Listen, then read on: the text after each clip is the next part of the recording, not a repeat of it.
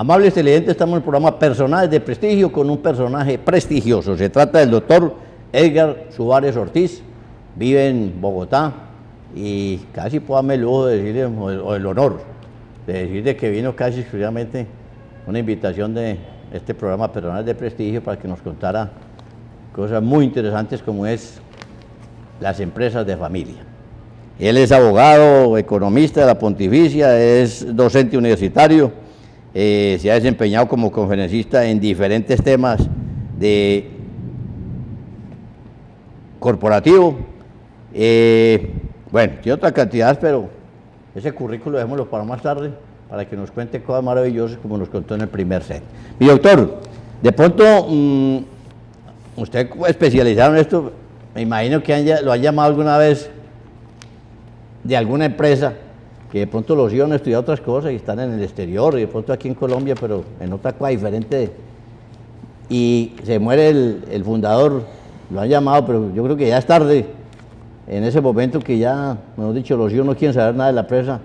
¿Te ha tocado experiencias de esas, de pronto de ver que se acaban las empresas, o la tienen que vender sin saber la viuda, ni los hijos, qué proyecto podía vender?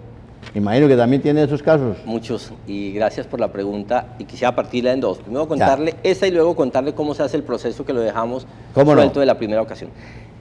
Desafortunadamente, con estos 17 años que llevamos, obviamente ya muchos fundadores nuestros se han ido. Claro. Y nos ha tocado procesos de fundadores que pensaron que tendrían 100 años. Yo siempre digo que los fundadores se toman a Darío Gómez, pero no lo reflexionan. Se les olvida que nadie es eterno en el mundo, ni siquiera el fundador de la empresa familiar, y eso hace que no piensen que su hijo debería estar formado. Yo tengo fundadores de 80 años que le digo, oiga, su hijo tiene 45 años, ¿por qué no está gerenciando? Y la respuesta es, está muy verde, está muy pollo. ¿Cuándo va a estar bien? Ese es un gran tema. Claro. Y entonces eso hace que cuando llega el momento, el hijo le terminaron cortando las alas. Aquello de que el buen árbol, el buen fruto abandona el árbol, a veces pasa en las compañías de familia y es, no soltamos al hijo, no le damos opciones y termina o pudriéndose en la mata, como decimos en Santander, o terminando perdiendo iniciativa. ¿Cómo hemos hecho este proceso? Nosotros tratamos de que los techos se arreglen en verano, es decir, antes de que empiece el conflicto. ¿Y cómo se hace? Entendiendo que las personas deben contarle a los demás lo que esperan de la vida, en los temas empresariales, familiares, personales, y a partir de ese momento conseguir algo que se llama en negociación unidad de intereses. Es decir, que la familia sepa que yo soy físico nuclear, pero quiero ser parte de la compañía láctea de la familia, pero no voy a sacrificar mi plan de vida por ser gerente de la compañía de lácteos. Entonces, ¿qué hacemos? Nosotros le contamos a la familia, en una conferencia como la que usted escuchó en Armenia, que trata de ser muy jocosa, situaciones similares para que, riéndose de lo ajeno, puedan entenderse lo que les va pasando. En segundo lugar, nosotros hablamos con cada uno de los miembros. De hecho, hoy en el Valle vinimos a cerrar un proceso de protocolo con 45 miembros de familia, que todos fueron escuchados, y en ese protocolo que hoy firmamos, todos tienen algo que ver porque lo construyeron. ¿Y cómo lo hacemos? Con una herramienta que se llama comunicación familiar. Por eso estudiamos terapia de familia, para entender un poco cómo ayudar a la familia a hablar con respeto e ir construyendo algo que se llama un sueño compartido. Es decir, la posibilidad de que todos miren en la misma dirección, así no tomen el mismo camino. Unos trabajan dentro de la compañía, otros por fuera, pero todos caminando a querer ser una misma familia, ser socios, o eventualmente escoger el seguir siendo solamente miembro de familia si cree que no es idóneo para seguir apoyando o tiene otros planes de vida. Ese es un poco el mecanismo que hacemos. ¿En qué momento es recomendable, doctor Edgar, a los amables televidentes y a algunos empresarios que nos estén escuchando y viendo, es el momento preciso como para uno buscar la asesoría de una persona experta como usted? Bueno, ahí quiero hacer una mención, y es que no soy el único. Afortunadamente en Colombia hemos generado una muy buena carga de consultores que están trabajando en este tema. Nosotros llevamos unos 17 años, pero viene un semillero muy interesante a instancia también de la Superintendencia de Sociedades, de las Cámaras de Comercio, de Confecámaras, que han hecho una labor muy interesante de gobierno corporativo, incluido para pymes. Entonces lo que hemos tratado es de que el fundador, cuando piensa que esta empresa va a ir a los hijos, es decir, que pueda tener unos 40 años, si yo quiero llegar allá, debería estar pensando desde ese momento cómo hago para que mi hijo vaya compartiendo mi sueño. Es decir, que el sueño del padre no sea la pesadilla del hijo. ¿Y cómo se hace? poco a poco transmitiéndole el orgullo. Fíjense mucho fundador que solamente le cuenta a su hijo lo negativo de la compañía, la competencia, los trabajadores, el fisco, y nunca lo grato de tener una compañía que refleje mi sueño. Cuando el hijo se da cuenta que su padre se siente orgulloso, las partes más bonitas que hemos tenido en esta carrera es cuando el hijo recibe orgulloso la bandera de su padre, porque se la va a entregar a sus propios hijos. ¿Y por qué? Porque crecieron con él. Yo tengo una anécdota de una compañía que también está aquí en el Valle, y era la siguiente: cuando a los hijos les iba bien en el colegio, el premio de la mamá era que pudieran trabajar con el padre en vacaciones, no al revés. Es que si usted le va mal en matemáticas, se va a la caja a la empresa de su papá a empacar cajas. No, aquí es al revés. Era el orgullo de poder trabajar con el papá si yo respondía académicamente bien. Mire el concepto tan distinto. ¿Cómo? Una diferencia. Completo. Entonces, ¿qué termina siendo? Que el sueño de mi padre se vuelve mi sueño.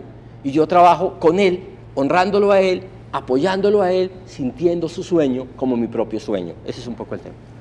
Doctor, pero entonces, a ver, recomendable a los hijos que, hombre, de niñitos, desde pequeños, de pronto incrementarle, hombre, de que sigan la empresa, más o menos, llevarlos, que conozcan. Nosotros sí creemos que es importante inculcarles, que se le vea lo grato. Claro. O sea, hay algo que en programación neurolingüística se dice, es cuidado con las palabras, porque eso condiciona la forma en que los otros entienden.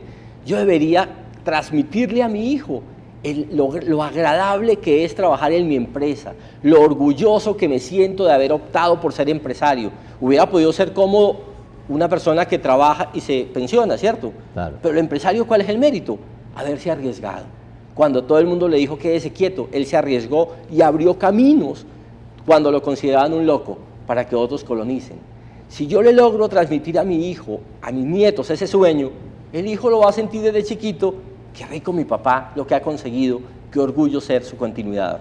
Pero si yo solamente le muestro a mi hijo lo negativo de mi empresa y de mi experiencia, o no le respeto su derecho, termino en conflicto. Hay una palabra que yo aprendí de un fundador y aquí en el Valle, y yo digo el Valle porque es que yo trabajo mucho en este sector, claro que sí. Y yo he aprendido mucho de los empresarios del Valle del Cauca, y él decía, en mi empresa es prohibido usar la palabra pero. Entonces él decía, yo trabajo con mi hijo, pero no decía, pero es joven, sino yo trabajo con mi hijo y es joven. Entonces, en ese momento se mostraba la gran mezcla del ímpetu de la juventud, mezclada con la experiencia del fundador, y de ahí no puede salir sino algo muy bueno.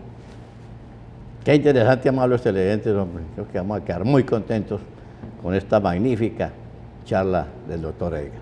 Bueno, entonces, doctor, de pronto una pregunta que le hice anteriormente, de pronto no la hemos concluido.